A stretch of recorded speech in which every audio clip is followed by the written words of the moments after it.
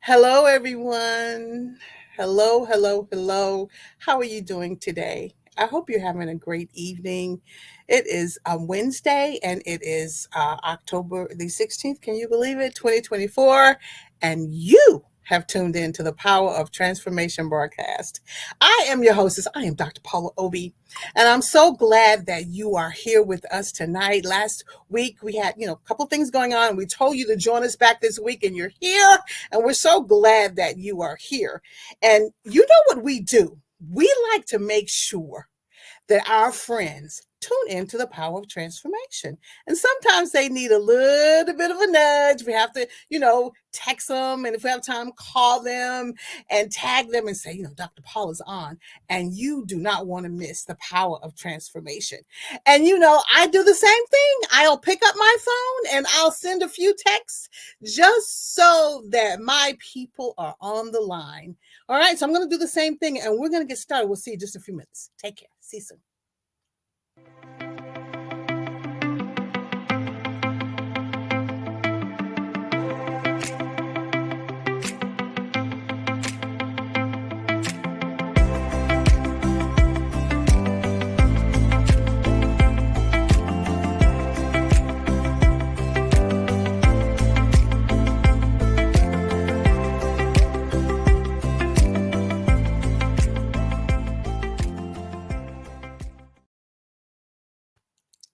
Hello, hello, hello. Well, I'm back. Every week we have a guest, special guest, or I will talk to you from the heart.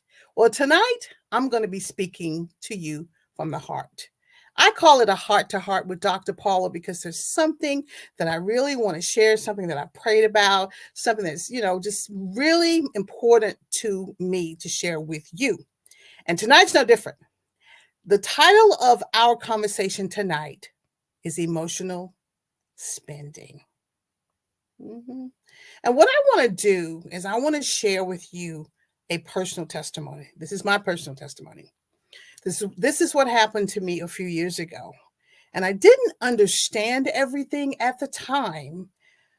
I'm hoping that my testimony of how God moved me from that place to now and the steps that I took to get here will be an inspiration to you. Sometimes we have to go through the hard times in order for God to help us get to the Jeremiah 29:11. Well, a few years ago, I had a great plan. And my great plan was this is how I want to live. I want to take care of myself. I want to live in a safe neighborhood. I want to drive a car that doesn't break down. So I want to take care of myself. I want to make sure that I can do things that will help me enjoy life. And God was good to me because I moved to a city, got a great job, and my plan was working. Paid off my car, took care of the down payment for my house, and I am content and I'm very, very, very happy. I took a risk on a job I did not even know I was qualified for, but guess who knew? It was God. And then, you all, I hit this brick wall. So sometimes when you talk about emotional spending, you talk about how you spend the money on yourself. I don't want to get ahead of myself, but I want to set the stage. I hit a brick wall and it impacted my spending. Now, remember my goal. My goal was to take care of myself, be in a safe neighborhood, drive a car that didn't break down all the time, make sure I had everything that I needed. A really nice life, safe, peaceful. Remember the word peaceful. You're going to hear some keywords tonight. That's one of them, peaceful. And then I had an encounter with one of my very first, quote unquote, unknown triggers. I suffered an emotional tsunami, and it was a sudden death. It was a sudden death of my coworker. My coworker, who was like a sister to me, she was the one who was going to be my decorator. She was the financial advisor. We were worked on projects together. We had, conjoining offices. We were a team. Well, I had to say goodbye to her suddenly, and it rocked my world. I mean, hit me like a ton of bricks that I would never see her again. Like a sister to me. And that's when I realized that things were changing. Now, I realized it in hindsight. I did not realize it as I was going along. But the shock and the confusion and my reaction to things were no longer the way I reacted. I was what a lot of people call operating in an altered state. I know I was hurt. And at that time, when I reflect on how things ended, if I have to focus on what was going on for me then. During that time, when you're in that place, people will come into your life. Now, if you're in an altered state, you really shouldn't be making any decisions. You should be focused on your healing. But you're like in a difficult place because you really want someone there because you're suffering a loss, and you really need someone there because you're suffering a loss. However, you need the right person there. You need the right person around you. If you don't have the right person around you, you're going to suffer. And in my case, I suffered financially. The person that gets close to you will have an impact. And it's very subtle sometimes. And when I just looked at that time, it wasn't that these people are bad, they don't need to be put in jail. We're not talking about that. We're talking about people who step in to a scenario in your life where you're no longer paying the attention that you need to be paying. You're no longer operating the way you did before your tsunami, emotional tsunami. That's what I call sudden death. It happens suddenly, takes the wind out of you, and you've got to get yourself together. I'm grateful now. I'm grateful now for grief counseling, but I didn't have it then. So let me tell you what I mean by emotional spending. So you got this world that's new. It is an altered state.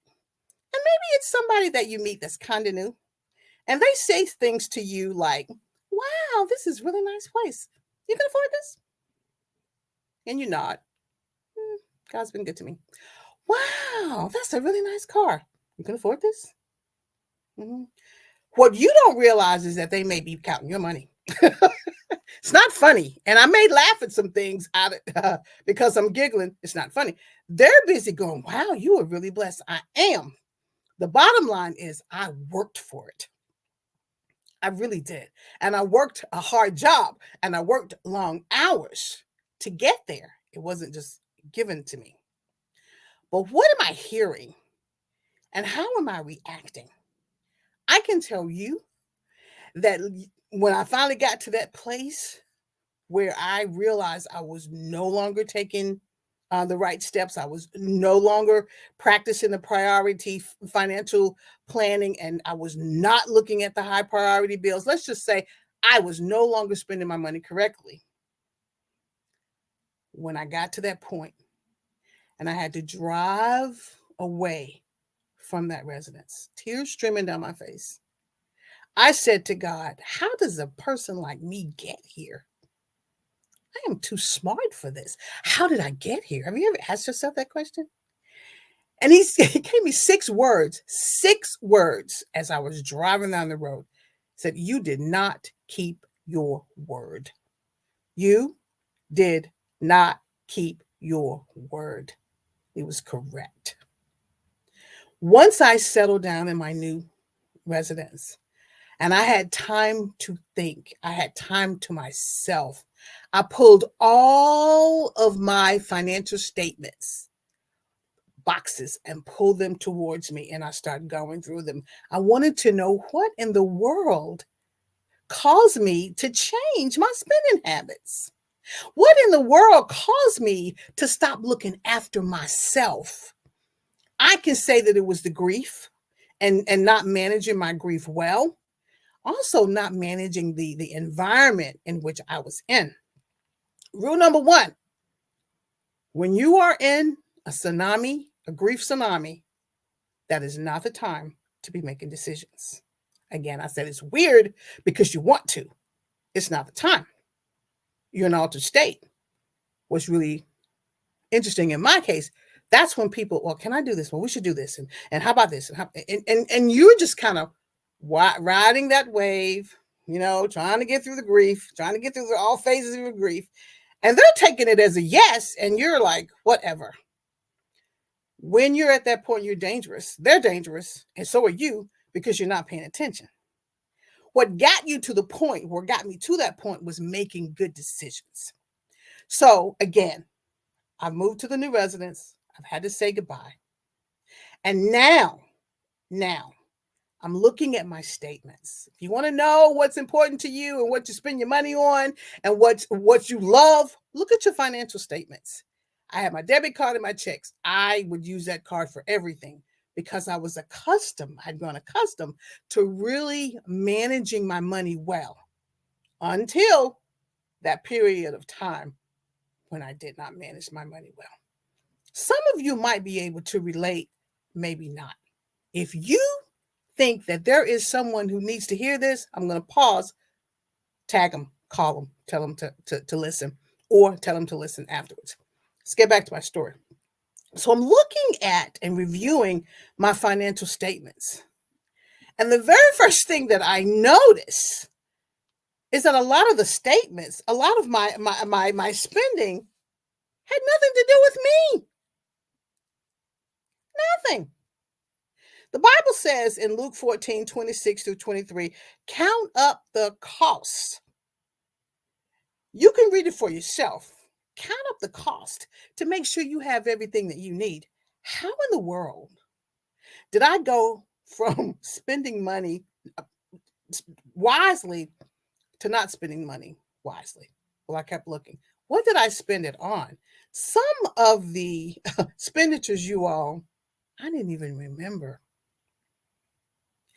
And what I know I got caught up in is a conversation that did not need to happen. You're at a vulnerable place. Somebody might just hint, and this is an example of what they might hint. Oh, wow, I really wish I had a new car. Oh, all I really need is this and this and this. And here you are, because I'm telling you, I was in a content place. I was happy. I had my job. I was traveling. I'm fine. But in this place, because the person had been there, I nodded my head to, okay, sure, we can do that. And I nodded my head to a whole lot of sure we can do that because I really wasn't thinking that it wasn't a good idea. Oh, sure, we can do that. Looking through those statements and seeing that the majority of the money wasn't spent on myself, listen, it was heartbreaking for me, but it was also eye-opening. Let me say, and it was also eye-opening. Remember I said I was content? Remember I said I had everything that I needed? Remember I said that? When I looked through the financial statements, I did not see anything that the house needed. Didn't need any repairs. Didn't see anything that my car needed. It didn't need any major repairs. But you can spend and not think about it. A lot of people will say, you mean you didn't buy yourself anything? Very little compared to what I was paying for. Paying for and not knowing it. What I got caught up in is something that I want to warn many of you about. If you are in that emotional place, emotional tsunami, or even if it's not a sudden death, but you're grieving over someone and you find yourself there, go get grief counseling. Because the first thing that the grief counselor is going to do is say, don't make any decisions yet. You're not capable of making really sound decisions. Heal. During this time, as I was reflecting on my own life, the decisions that I was making, they could have waited. I didn't need to make those decisions. But what was also really, really, really, really important was that it seemed as if I was trying to prove a point or something. I'm being really sincere. I want you to hear my heart. When someone says, oh, I wish I had that. It was almost as if there was something inside of me that says, oh, I need to make it happen. Really? I'm fine. I don't need anything. I need to make it happen. Well, that I need to make it happen, I'm saying they never got satisfied. They did not. It did. They never got satisfied. Every time you turn around, there was a conversation about what they didn't have. I'm not in the right place to give them the information that I'm going to share with you later that I finally learned. I'm in that place of, well, it's more blessed to give than to receive. It is. That's the word. But when you have someone taking advantage of you, or when you're letting someone, let's make this, taking advantage of you because you're not thinking the way you should, later on down the line, you will recognize that you haven't taken care of what God gave you. You're not being a good steward. And I saw that. As I'm flipping through the financial statements, I thought, my goodness, I didn't keep my word. Because my word said that I would provide a great place for me to live. And in order to do that, by a certain day, on or before a certain day, this amount of money needed to be paid. So I started looking at when things were being paid late. And there was really no reason, none at all. My income did change a little bit, but I had a backup plan. Remember, I told you I was doing some planning. I had a backup plan. What I had saved and ready to go was gone. Picture this. Someone has an empty basket, and when they leave, they have a whole lot of full baskets. And my financial statement showed me the person who paid for them. It was painful, and I'm frowning because what I'm getting ready to say next, some of you may or may not like. Another thing I got caught up in was this person had a diagnosis. And every single day, I heard about it. Sometimes they thought they were going to die.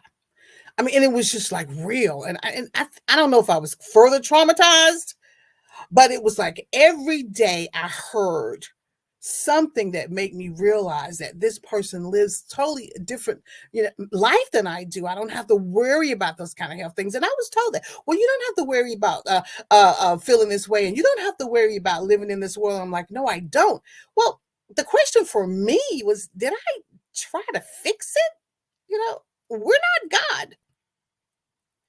And maybe they're watching your reaction as they're talking to you about their scenario, situation, medical condition that they talk about every hour. And it's wearing you down and you don't even know it. And all the other baggage and so because we're creating now, the environment's getting kind of hectic. So now we're creating this conversation that's not necessarily positive. Maybe I felt sorry. I don't know. I'm still digging for some of the answers. All I know is I gave an emotional response. And the emotional response, the majority of the time, was spending. Because it's really interesting how someone will say, well, I was looking at this. I sure would like to have it for my birthday. All of these different things. And there I was, content. I didn't need anything. And I saw in my financial statements where I spent way too much. That's what I mean by emotional spending on the wrong things. Way too many conversations, too many swipes. And my bank was really good with giving you, the end of the year synopsis. Whew. It was eye-opening for me. But I calmed down because I needed to learn something from it. I needed to learn that there are times when I need to be a little bit more responsible. Oh, believe me, that right there, it helped me. I can't tell you how many the cars I paid for. Just listen to me. I'm serious, you all. I'm serious. It's real. So when God said you didn't keep your word, I didn't keep my word to those folks, that I was contractually obligated to. I didn't keep my word to myself. I did pay my tithes and offerings while I, was working. But I lost my focus. And the sad part about it is I know, and I know you're saying, well, didn't anybody come to your rescue? Didn't any of your family members step in? Let me tell you something. When you are in an emotional state, your family members can try talking to you and you will not listen. You'll just say, oh, yeah, they don't know what they're talking about. And you've built this world where you are not open to sound judgment and you are certainly not open to sound advice. I'm a witness. We don't have time to go through all the scenarios that popped up this week as I was preparing, and we might need to do a part two. What's the point of my conversation? Was I being taken advantage of? Probably. It wasn't hard. I was in a place where I needed some help. I was in a place where I needed protecting, and I didn't. I was in a place where I did not focus on my dreams anymore. It's almost as if I was trying to make somebody else's dream come true. Have you ever been there?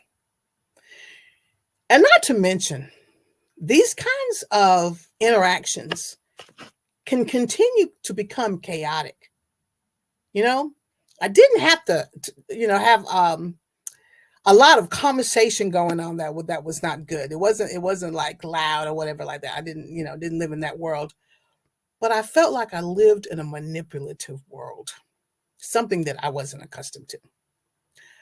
I learned later, looking, because hindsight's always 2020, that my world had become quite chaotic. I was a traveler. I traveled for a living. That's what I did. And it was great. I loved it. I loved going away and going on to those projects and managing those projects and just learning about life and going to other states. I loved it. That was the job I had. Now, all of a sudden, in the situation that I'm in, my traveling always seemed to be, it caused problems. So now, suddenly, there's chaos. And I don't do chaos well. And what I noticed was that as chaotic as it became, the tireder I became. So now my world is no longer my world. Why? Because at the point when I really needed some help, I wasn't open to it. I should have.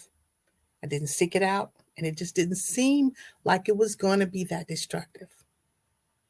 But looking through those financial statements, I noticed thousands of dollars being spent on things that didn't need to be spent on. And in those thousands of dollars were my high priority bills. And those thousands of dollars were my high priority focus. That's what got me there. What got me to that point was we making great decisions. Now I'm just throwing money away. All those trips and this and that and the other. When God said you didn't keep your word, did that mean I was lying? Had I stepped into a world where I wasn't telling the truth? Had I connected myself to people who tell lies? I don't think so. I think the issue was me not having the courage to disconnect from that environment. I had control. I had the power. But for some reason, I did not have the courage. And I think, with all due respect to me, because I'm not putting me down, I kept saying, it'll be okay. It'll all work out. You know how we say those things? Honey, as I'm flipping through those financial statements, I'm surprised it worked out as well as it did. However, there was always my loving God in there because I was a contractual employee and I'd get these great contracts and I'd get through. But then there was a period of time when I didn't have a really good contract anymore. But my God was still trying to help me. He was trying to get me stronger. And he was trying to get me away from that environment. And some people, whenever you're trying to get away from that not so cool environment where you need to think a little bit, that's when, things get a little clingy. I was supposed to go on this great project. And it was a little different. The setup was different. I was going to be gone a little bit longer, and I was excited about it, but it didn't necessarily go over well, you know. So, seriously. So let me tell you about when I was on the plane and when I got ready to land, I could feel when that plane hit the tarmac, I could feel my temperature go up. There was At that point, I think I just had so much conversation and so much negativity and so much what if I become sick and so much what is going to happen to this and so much just so much chaos until by the time I got to that point, my temperature said my body, my temperature, my mind, my emotions, everything was like crash.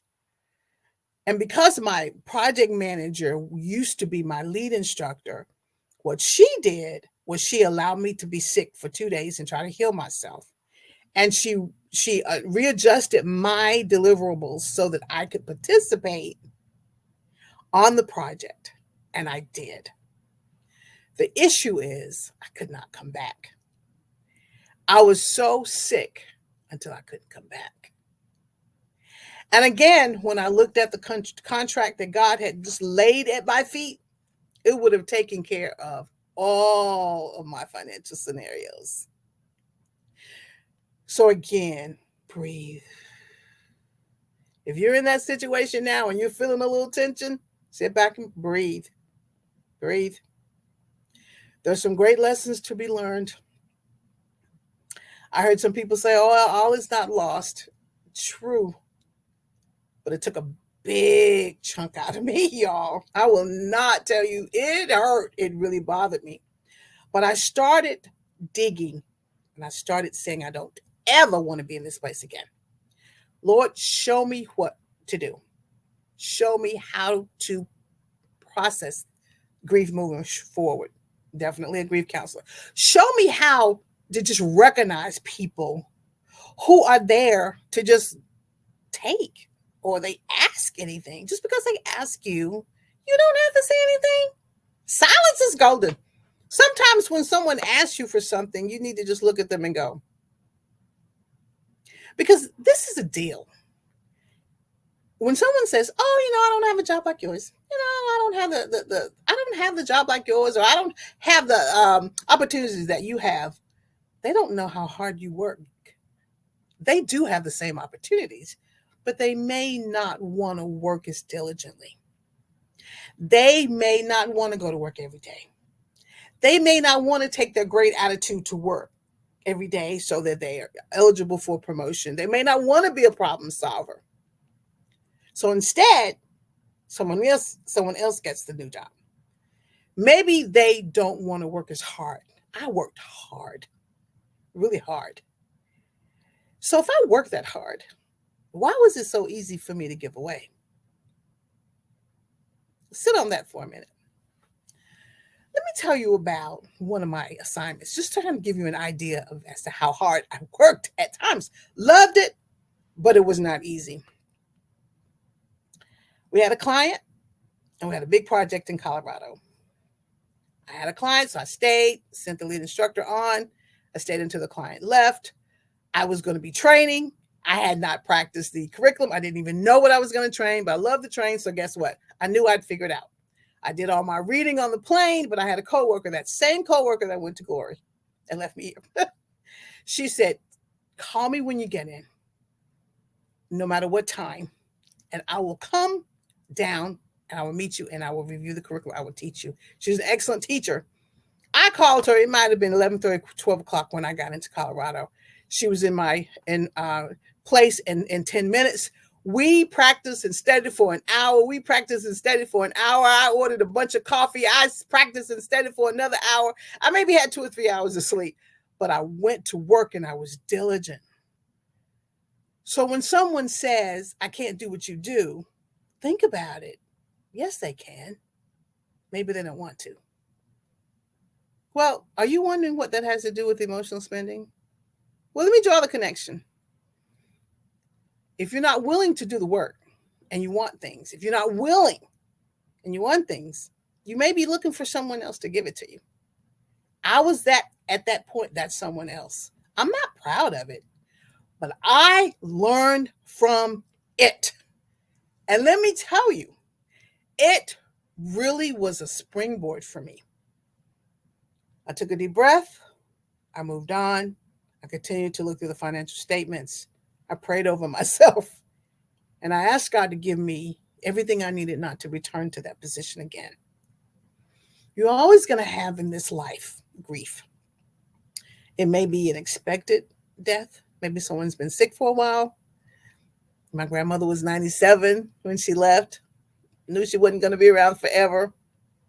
There may be some other sudden deaths, but those sudden deaths you have to be mindful of because that's a time when you might, and the other deaths where you might not be thinking properly. But remember, I said I'd taken time to look through those statements. So my heart and my mind was focused on don't go through this again. We're not going through this again. Look at the triggers. I've already identified the trigger as grief, mm-hmm. Emotional tsunami, sudden death. Triggers. They may trigger me to be in an altered state where I don't need to make any decisions. So if someone wants something, the answer has to be, I'm not ready to make that decision right now. The answer has to be the timing is not good. And just as a side note, had I not been in that emotional tsunami, I might not have even taken the phone call. I might not even would have befriended this person. So these are things you need to think about. Your behavior should not change because someone else is in your life. But if you are in an altered state, it could. So I know we don't have a lot of time and I can come back with a part 2, but I want to share this with you. I did learn. And I came into contact with another kind of conversation. But I learned and I was learning. This time, I had a different conversation. Let's see how you feel about this conversation. And I'm just going to paraphrase some things. It was right after my grandmother passed. And I met someone and we were talking. And I heard the words, whew, I'm between jobs right now. This is my response. Really? Yes, I'm between jobs and I got laid off and okay. So I'm listening. Are you listen to what I'm saying? And I said my response was okay. Not a quick response, but okay. So I've been offered a job. This is the person still talking to me. He told me offers a job, and I'm like, but I didn't take the job. And I asked, well, why not? Well, they weren't paying me as much as I needed or I wanted. They didn't give me my asking price.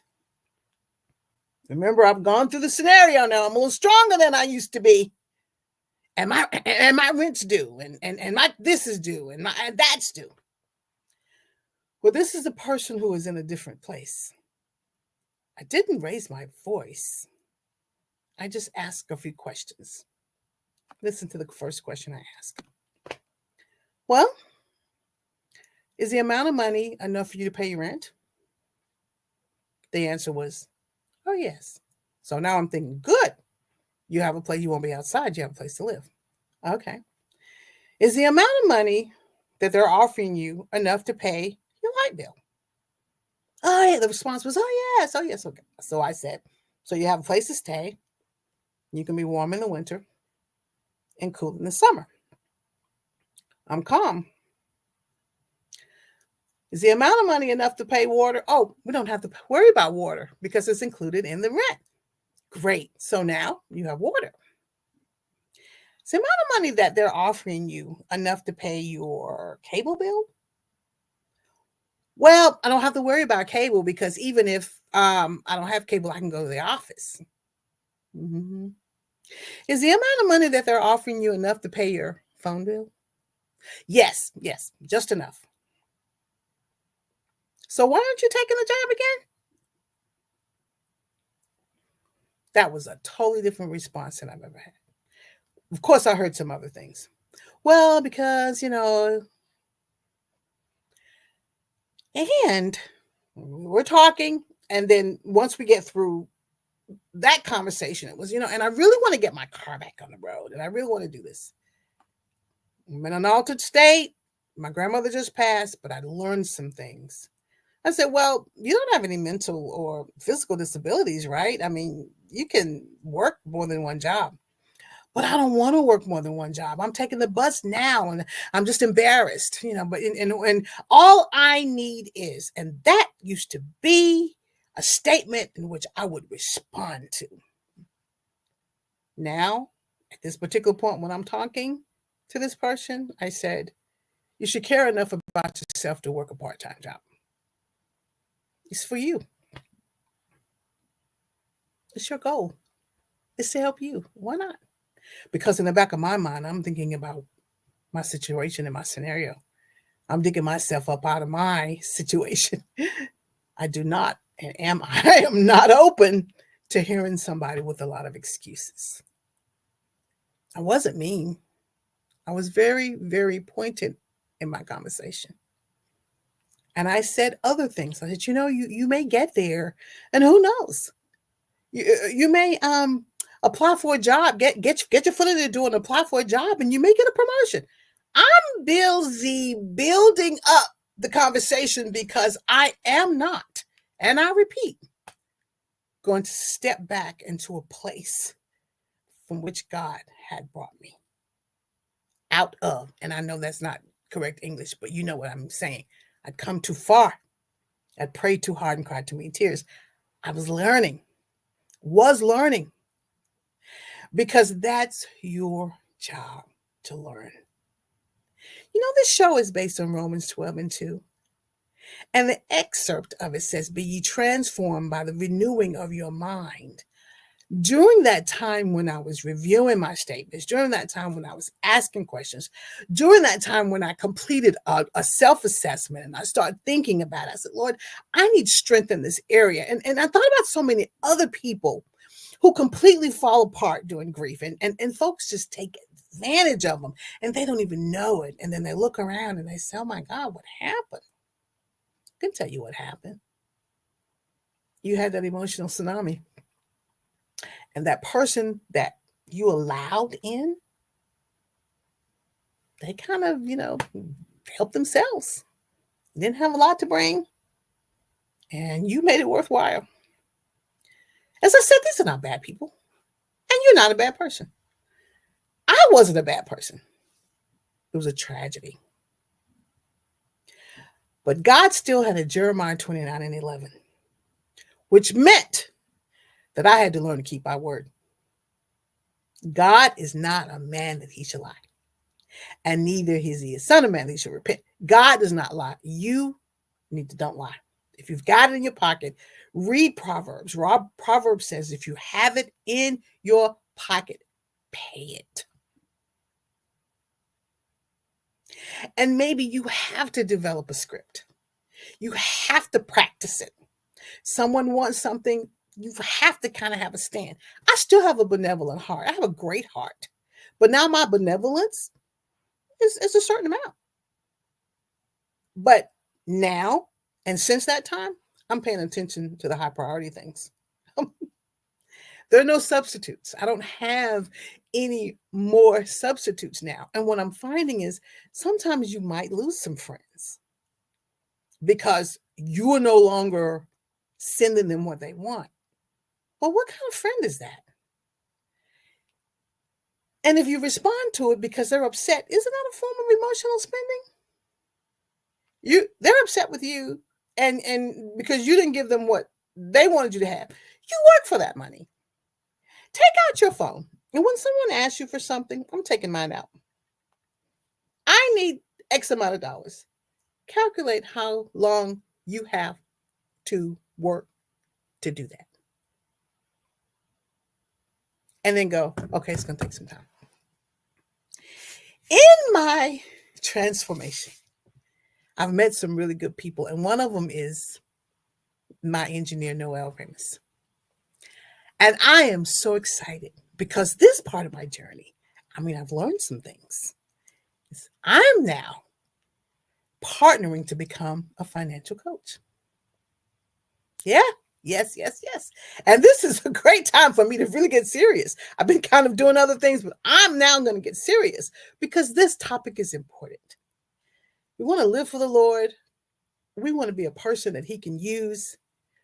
We want to be a person who's can do great things in the kingdom. We want to be able to manage that spending. And if it's emotional, definitely financial coaching is a great thing. I am so excited about what we're going to do. I'll have her come on one day and we'll just talk about all the things that we're going to do. Capital choice. I said it. Great things. I've tried not to laugh a lot in the show, and I do like to laugh because the topic is serious. Now, if you have any questions or if you want to have any more information, email me at obiepaula@gmail.com. I have more specific scenarios to share with you. I have a belief that this is the one topic that many people are afraid of. How they spend their money. If they don't spend it in the right way, someone's going to be mad at them. Because people have an expectation that you're supposed to do certain things if you're connected to them. And you need to have a really sound mind. And you need to be able to practice. Well, I'm here for you.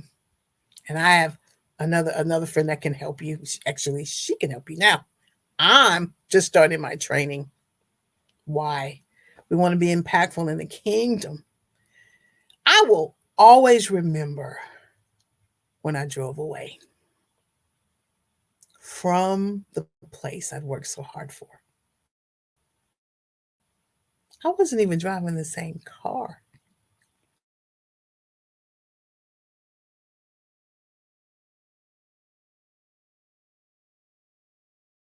No, God is real.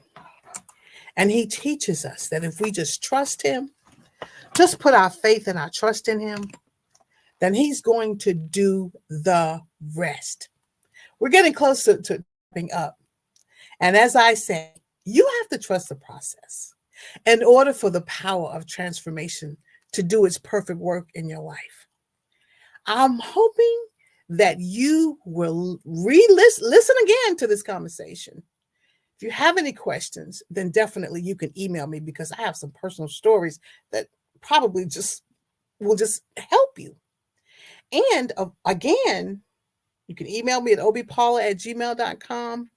And this broadcast is available right after we close. We're going to close in about 10 minutes and it's available. And also we'll have a replay on Saturday at 2:00. This is a very important topic for me because it was a place of pain. Someone would say, and I have a couple more things to say, well, I just cared. There's a way to be responsible. And there's a way to give. And there's a way to be benevolent. There is always a way so that you can advance. Sometimes you might have a little bit of a drawback, but let me tell you, God transformed my thinking. Just like I had that conversation with the other friend, I have great conversations now.